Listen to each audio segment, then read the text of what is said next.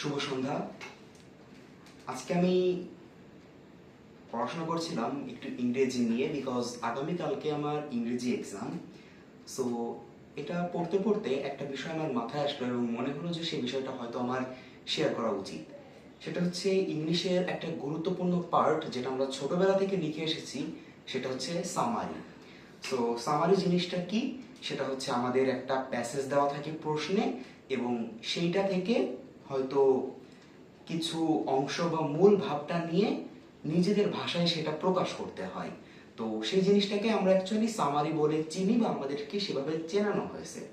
So এখন আরেকটা item আছে, সেটা আমরা হয়তো পড়াশোনার ক্ষেত্রে ব্যবহার কম করেছি, বাট হয়তো কথাবার্তায় বা অন্যান্য ক্ষেত্রে সেই জিনিসটা ব্যবহার করেছি, এবং যেটা সামারিরই সিনোনিম বলে আমরা জানি।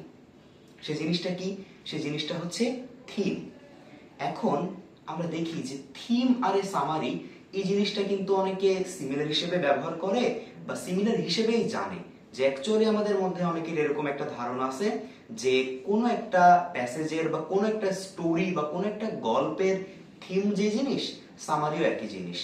তো এই ধারণাটা আমাদের অনেকের মধ্যে আছে। অ্যাকচুয়ালি আমরা এই ধারণাটার সাথে কতটা মিল রাখি নিজেদের চিন্তা ভাবনাকে, এবং কতটা পার্থক্য আছে এই ধারণাটা রাখার এবং অ্যাকচুয়ালি থিম এবং সামারির মধ্যে পার্থক্যটা, সেই জিনিসটা আমার মনে হয় যে একটু শেয়ার করাটা প্রয়োজন। সো সেই জিনিসটা হচ্ছে আমি এই জন্যই আজকে পড়তে পড়তে হঠাৎ করে জিনিসটা আমার চোখে পড়লো যে থিম এবং সামারি, এই দুইটা জিনিসটা অ্যাকচুয়ালি কি বোঝায় বা আমরা কি বুঝতে পারি।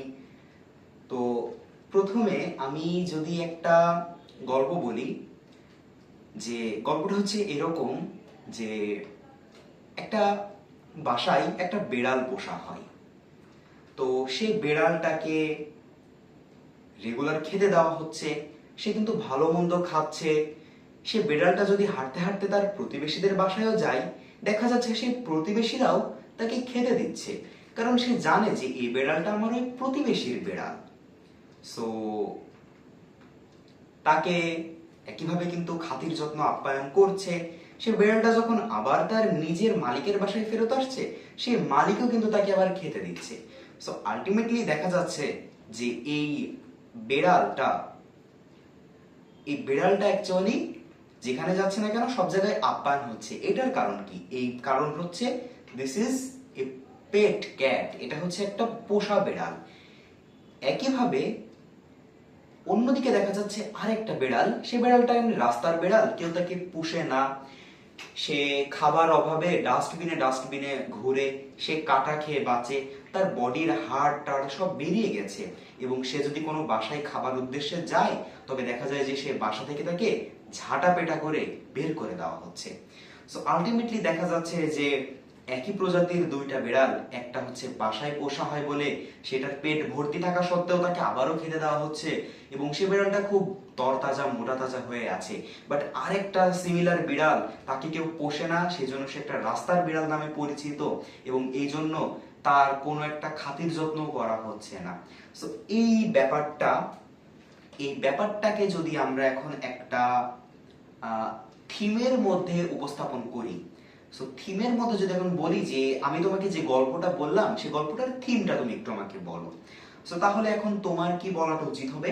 সেটা হচ্ছে যে যে বেড়ালটা রাস্তার বেড়াল, এটা অপুষ্টির শিকার, বা এই প্রথমে একটু থিমটা বলবো যে আমি এরকম যে গল্পটার মেন নায়ক হচ্ছে একটা বিড়াল, সেখানে হচ্ছে দুইটা বিড়ালের এক্সাম্পল দেওয়া হয়েছে। একটা হচ্ছে গৃহপালিত বিড়াল, সে রেগুলার খাওয়া দাওয়া করতে পারে, আর একটা হচ্ছে রাস্তার বিড়াল, সে একদমই খাবার অভাবে ভোগে। এবার আমরা কিছু মানবিকতার পরিচয় দিয়ে, যাতে আমাদের গল্পটা সুন্দর লাগে, এই জন্য আমরা হয়তো একটু বলবো যে আমাদের যে অপুষ্টির শিকার বিড়াল, এটার প্রতি কি কি যত্ন নেওয়া উচিত, বা আমাদের বাসায় যদি কখনো এরকম রাস্তার বিড়াল আসে, তাকে ন্যূনতম হলেও কিছু খেতে দেওয়া উচিত, ব্লা ব্লা ব্লা, এরকম অনেক কিছু আমরা একটু বিশ্লেষণ করে সংক্ষিপ্ত শব্দের মাধ্যমে, সংক্ষিপ্ত বাক্যে সে জিনিসটা একটু উপস্থাপন করলাম। This is called theme. Summary জিনিসটা কি? এবার সামারি জিনিসটাতে আসি। এই যে বেড়ালের এই গল্পটা বললাম, এই গল্পটা বঙ্কিমচন্দ্র তুলনা করেছিলেন একজন ব্রিটিশ এবং একজন বাঙালিদের মধ্যে বৈষম্য বোঝাতে। তিনি এই গল্পটা উপস্থাপন করেছিলেন এমনভাবে যাতে গল্পটা থেকে বোঝা যায় যে সেই অপুষ্টির শিকার বিড়ালটাই হচ্ছে বাঙালি, আর আপ্যায়নের শিকার মানে আপ্যায়ন হচ্ছে এই বিড়ালটা হচ্ছে ব্রিটিশরা। তো এইভাবেই তিনি কিন্তু পত্রিকায় লিখেছিলেন, এবং এটা তিনি কিন্তু একজন সরকারি চাকরিজীবী ছিলেন ব্রিটিশদের আন্ডারে, তবুও কিন্তু তিনি অসম্ভব পরিমাণে একজন সাহসী ব্যক্তি ছিলেন যে পত্রিকাতে এইভাবে ডিরেক্টলি না হলেও ইনডিরেক্টলি বাঙালিদের মধ্যে চেতনা জাগ্রত করেছে যে তার আসলে কতটা বৈষম্যের শিকার। তো এই পুরা ব্যাপারটাকে যদি এখন আমি সামারি বলতে বলি, তাহলে অ্যাকচুয়ালি এটার সামারিটা দাঁড়ায় যে ভারতবর্ষে বাঙালিরা ব্রিটিশদের থেকে কিভাবে কিভাবে নির্যাতিত হয়েছে, কিভাবে তারা বৈষম্যের শিকার হয়েছে, এবং ব্রিটিশরা কিভাবে সুবিধা ভোগ করেছে, এই ব্যাপারটাকে একটু সংক্ষেপে আলোচনা করা, বা আমার যে কথা বা যে বাক্যের মাধ্যমে ব্রিটিশরা কিভাবে বাঙালিদেরকে শোষণ বঞ্চনা করেছে এই ব্যাপারটা ফুটে ওঠা বা তুলে ধরা, এই জিনিসটাই হচ্ছে ওই গল্পটার সামারি। অর্থাৎ অ্যাকচুয়ালি আমি কিন্তু আমার এই ব্রিটিশরা হচ্ছে বাঙালিদেরকে যেভাবে শোষণ বঞ্চনা করছে, বা বাঙালিরা ব্রিটিশদের থেকে যেভাবে হচ্ছে নিজেদের অধিকারটাকে প্রতিষ্ঠা করতে পারেনি ব্রিটিশদের জন্য, বা নিজেদের অধিকারকে কেড়ে নেওয়া হয়েছিল ব্রিটিশরা, এই টোটাল ব্যাপারটাকে একটা রূপক এই বিড়ালের গল্পের মাধ্যমে রূপ দেওয়া হয়েছে। যেমন আমরা হয়তো নিম গাছ গল্পটা অনেকে পড়ে থাকি, সেখানে কিন্তু অ্যাকচুয়ালি একটা বাড়ির একটা নিপুণা বউয়ের কথা উপস্থাপন করা হয়েছে। তো আমি যদি নিম গাছের কথাটা একটু বলি, যে নিম গাছের বিভিন্ন ভালো গুণ আছে, সেটা থাকা সত্ত্বেও নিম গাছ একটা অবহেলিত জিনিস।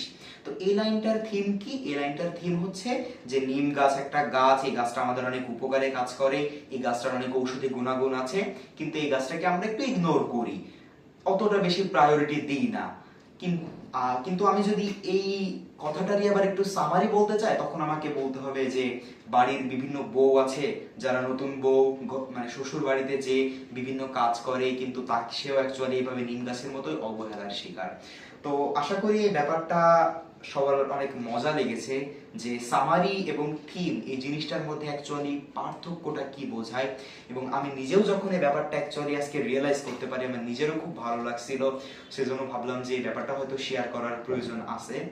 সো যদি আমার ভিডিওটা যারা দেখছেন, যদি মনে হয় যে ব্যাপারটা আপনিও নতুন জানলেন, তাহলে অবশ্যই জানাবেন, এবং আপনার যদি এরকম কোনো জিনিস মনে হয় যে অন্যদের ধারণা যে ব্যাপার দুইটা সেম, বাট তাদের মধ্যে একটা সূক্ষ্ম পার্থক্য আছে, সেটা আপনিও ধরিয়ে দিন, এবং সে ব্যাপারটা কি হতে পারে অবশ্যই জানাতে পারেন।